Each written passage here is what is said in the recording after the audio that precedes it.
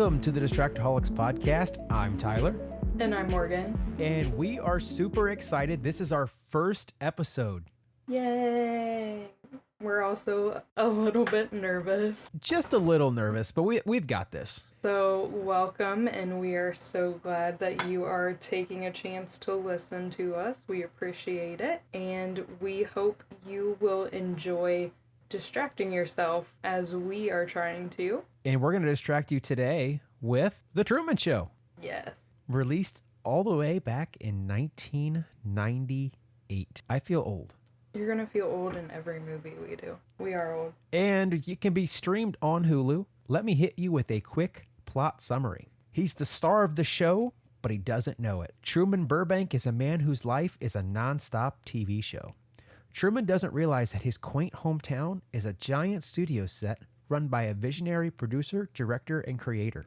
That the folks living and working there are Hollywood actors. That even his annoyingly bubbly wife is a contract player. Gradually, Truman gets wise, and what he does about his discovery will have you laughing, crying, and cheering. And that's courtesy of IMDb. I feel like it describes the movie pretty well without giving anything away too much. Okay, let's cover some of the notable characters in this movie. We, of course, have Truman, played by Jim Carrey. This is really at the height of Jim Carrey's career. Jim Carrey being in this movie, I think, was actually one of the reasons that I hadn't seen it yet. I'm not a huge Jim Carrey fan, so I kind of steered away from watching any of his movies, which doesn't give me the chance to see what type of roles that he can play. Then we have his wife Meryl, played by Laura Linney, who everyone will recognize as the mom from Ozark. And I also recognized her from doing PBS Masterpiece Classic intros as well, especially for Downton Abbey. Then we have the creator Christoph, played by Ed Harris. And then we have Sylvia, played by Natasha McKellen. Morgan, who is your favorite character? My favorite character was Truman. I feel like he was a very relatable and I'll bet sometimes overly perky. What's wrong with being overly perky, Morgan? I usually like characters that are relatable. I can't always relate to extremely perky. We see his character grow a lot throughout the movie, and he kind of has some self-actualization happening, and I enjoyed watching his character grow. Let's get into the characters we hated. Morgan, give me the characters you hated. This movie has so many hateable characters. It's hard to pick just one. So I have two characters that I hated, and that was Marlon, who is acting as Truman's best friend, and Meryl, who is acting as Truman's wife. And the reason that I hate these characters the most is because they are supposed to be the two people in the entire world that Truman can rely on.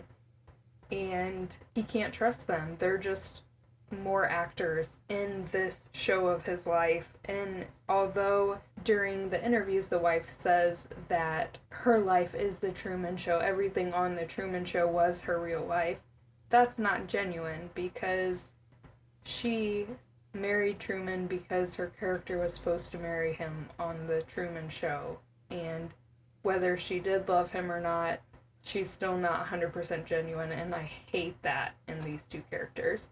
I hate Christoph because Christoph is essentially the puppet master pulling all the strings and putting Truman in this psychological prison, and I just didn't like that. I think puppet master is a really good description. This is the third time that I have watched this movie all the way through. It's been about 7 years since the last time I saw this. I would give it a solid 8 out of 10. It's one of those movies that I do like. I would rewatch it, and I think it's probably more relevant today than ever before.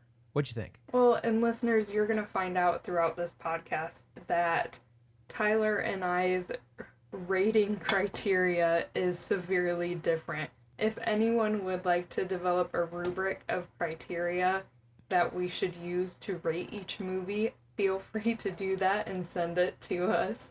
But I rated this as a 9 out of 10, And this was my first time watching this movie. As I said when we were discussing the characters, not a huge Jim Carrey fan. I don't even know if I had heard of this movie beforehand, but I really, really enjoyed the concept of it. I liked the different connotations that the movie has, and like Tyler said, it's even more relevant today than it was when it was released over 20 years ago, which a lot of movies don't age well, so this is definitely one of them that does. So let's get to our different thoughts on the movie. Hopefully everyone has watched the movie prior to listening to the podcast, because I'm sure we've already discussed some spoilers, but there will definitely be further spoilers in our discussion, so make sure you've already watched it before you continue. One of the first clues we get that everything is not as it seems is this light falls from the set down in front of Truman, and Truman picks it up. And I thought it was interesting that to explain that, they immediately, as Truman gets in his car, play something over the radio saying that there was pieces of something falling down. I think it was pieces of an airplane or something like that. And I thought that was interesting. And later on, they show articles in the newspaper saying how the town that they live in is the greatest town ever, and who needs Europe, and all these other things. I thought it was interesting the way that the creators used the media to kind of control Truman and influence his mind. And I think we see that today in some of our society. Morgan, what do you think about that? Well, first of all, I thought that the studio light coming down was actually like part of a satellite or something. So as it was my first time watching the show, I did not realize quite yet that he was on a TV show. So I'm like, oh, something from a satellite just fell out of the sky. That's normal. That happens every day. It's fine. You thought this was about to become like some crazy alien movie. Or Donnie Darko. Ooh. Foreshadowing. Foreshadow. And that's a good point, because they start off the movie with some interviews of the actors talking about the Truman Show, but they really give no context of what that is. We don't know if Truman is in on the game or not. Going into this movie, I hadn't read any synopsis, plot summary. I had no idea what it was about. So from the title and the interviews in the beginning, I just thought this guy named Truman was either the host of a talk show or a sitcom called The Truman Show. I didn't know that they were actually recording his entire life without him knowing. I assumed he was part of it, or part of playing a certain character. I did catch on to the different camera lenses and angles that you see very early on in the movie, and I thought those were kind of fishy, but I didn't know exactly what it meant, and that he, like you said, he wasn't in on it. One of the things that leads to my hatred of Christoph is the way that they staged Truman's father's death. They did it in a very traumatic boating accident, and that was done for what I'm sure was good TV, but more importantly, it was done to instill this very traumatic fear of water into Truman, and they're using that to keep him inside this prison, because he's so afraid of water now that he can't even drive over a bridge, so that he'll never be able to leave this town that they've got him in because of it. Yeah, it's definitely using a traumatic experience to manipulate and abuse him. I guess I don't know how someone could ever watch this movie and say, Christoph was in the right, or the showmakers were in the right for what they did, just on this one thing alone. I can't imagine doing that to somebody. Using fear to manipulate someone, I mean, it's pretty textbook abuse. Although Truman has this immense fear of water, we soon learn about his obsession with Fiji. And he's talking to his best friend Marlon about how he wants to go to Fiji because it's the furthest you can get away from where they are without coming back, and he actually demonstrates that on a golf ball. And that, I'm probably getting too insightful here, but I was thinking, what drives us as humans to want to travel and want to see new things? Is it just in our DNA that we need to be nomads, we need to never settle down, or is it just certain people? What is it? I don't know that it's the need to travel as much as it is, I think humans are fascinated with what they don't know, or the unknown. There's a lot of people that travel because they want to experience new things that they've never seen before.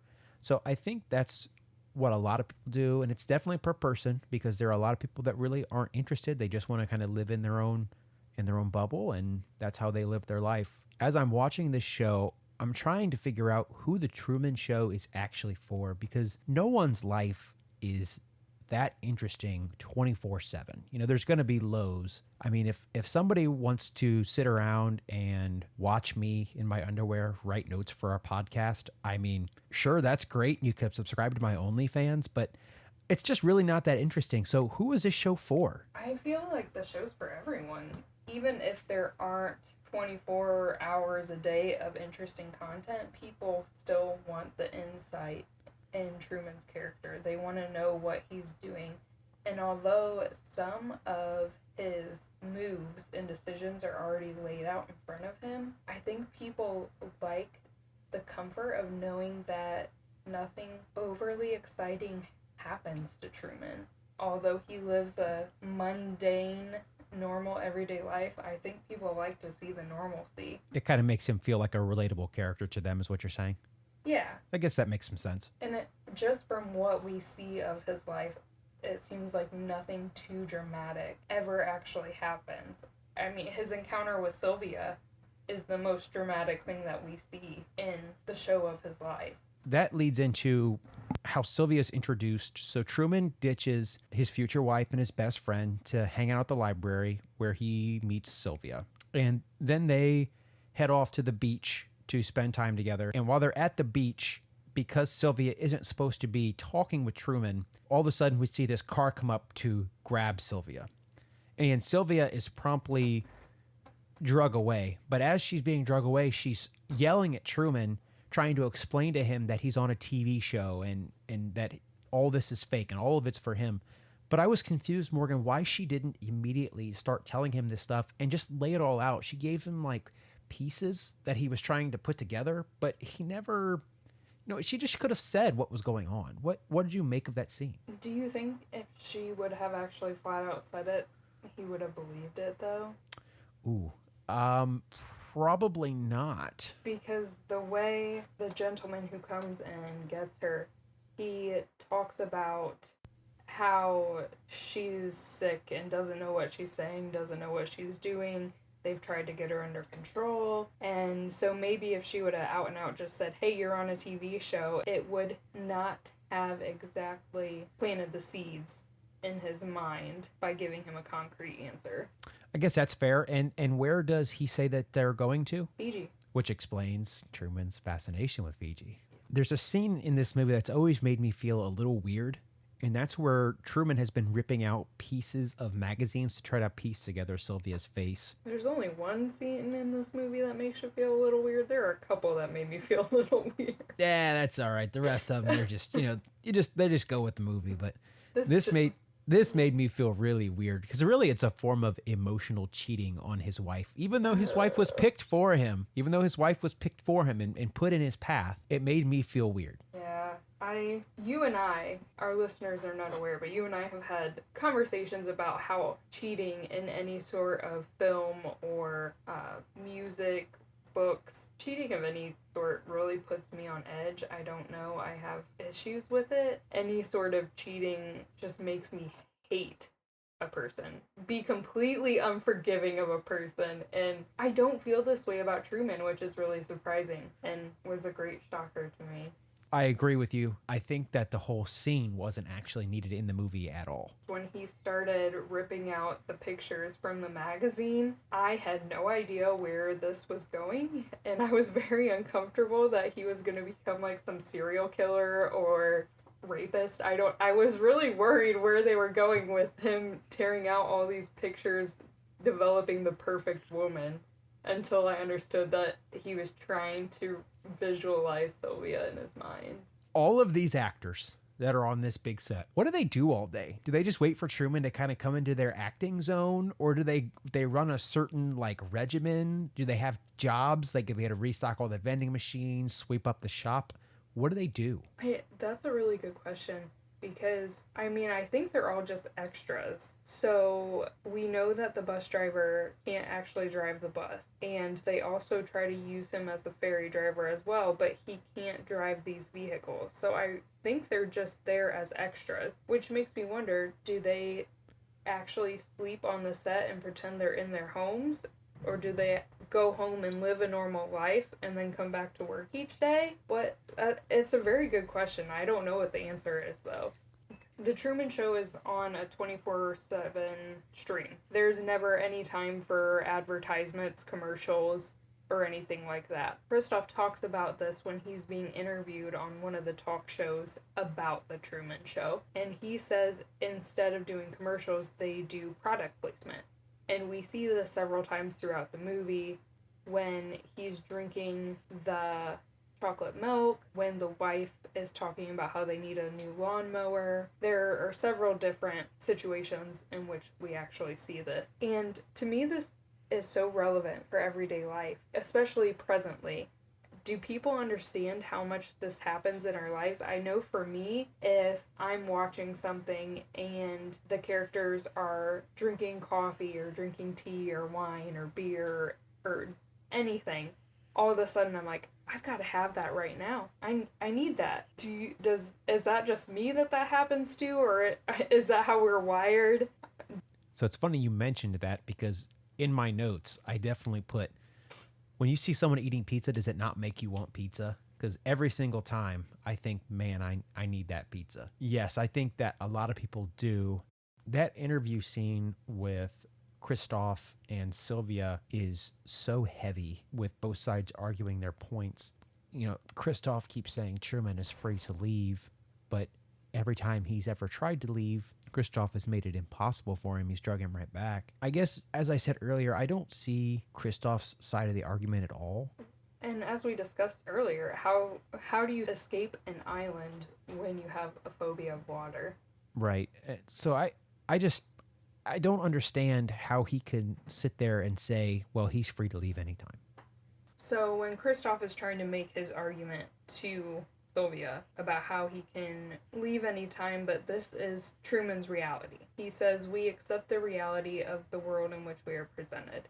And I feel like this statement is extremely true. If we look into different cults, religious sects, where all the information that you have access to is controlled, the people within that sect only believe what they are told because they don't know any better. They don't have access to the information to broaden their horizons. And this is the exact same thing that's happening to Truman here. He's trapped because he doesn't know any better. He doesn't know that there is any other way.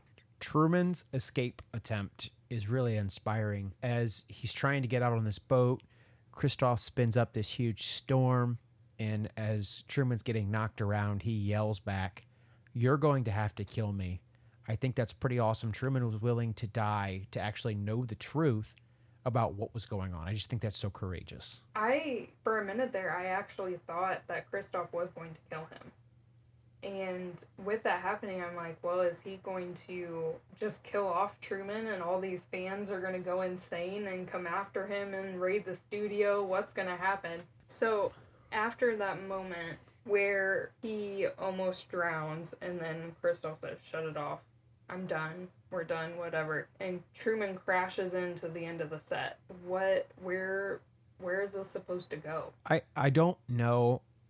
And as Truman is kind of making his way out the door, Christoph tries to level with him, comes over this big loudspeaker, but I don't understand what he's trying to do with Truman. He's trying to get him to stay, of course, but how could the show ever be authentic again? They made a big deal at the beginning about how it was so great because Truman didn't know what was going on. So I don't know how you could ever get back to what it was with the knowledge in Truman's head that he's on a TV show. You would act completely different if you knew you were on camera versus when you don't know you're on camera. I think that Christoph is doing it just to continue to try and regain control of the situation. He's been completely in control of Truman's life throughout this thing, and he's having that sense of chaos, and he doesn't know what to do, so he's just at this point, I don't even know if he cares about the show any longer. He just wants to remain in control of Truman's life. And that's extremely abusive behavior. And I think all the plans with the show at this point are out the window. He just has to remain in control. I have really mixed feelings about the ending. I think it's great that they kind of let everybody interpret what they want as the ending. But for me, it just wasn't enough. I guess, what did you think of the ending? And if you were to write your own ending, what would it look like? I'm usually a big fan of open-ended movies because I like to be able to use my imagination to have the movie or the show end the way I want to. Sometimes I like closure. In this case, I like the movie having an ending that's open to interpretation.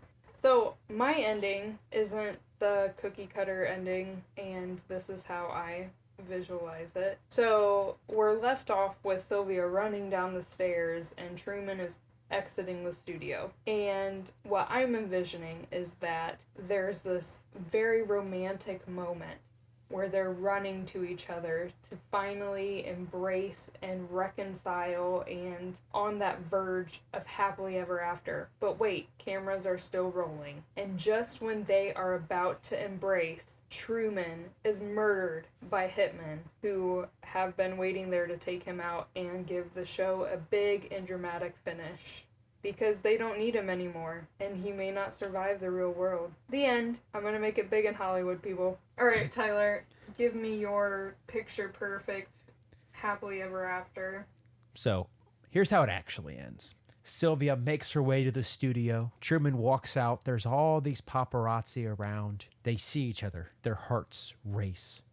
They come flying together for that large embrace. They hug and share a deep, intimate kiss. The end. Anybody got a barf bag? So as you can see, there's a stark difference between how the two of us would end this. There's one of us that wants everybody to die. My ending's a lot more fun and dramatic. It would make a great ending to the TV show that has been going on for 30 years. Morgan, people don't want to be sad. They want to feel like happily ever after is a real thing. Listeners, please let us know on social media, on YouTube, send us an email, give us a tweet, a Twitter. A tweet. I don't understand. Give us some feedback on whether you like Tyler's ending better than mine, or if you have a completely different ending that you believe is more suitable than ours. Although I try and act cold and heartless, I promise that I'm really not. And we will see that in our next episode, where we will be discussing Stardust, which is one of my favorite movies. And if we don't see you or hear from you, good afternoon, good evening, and good night.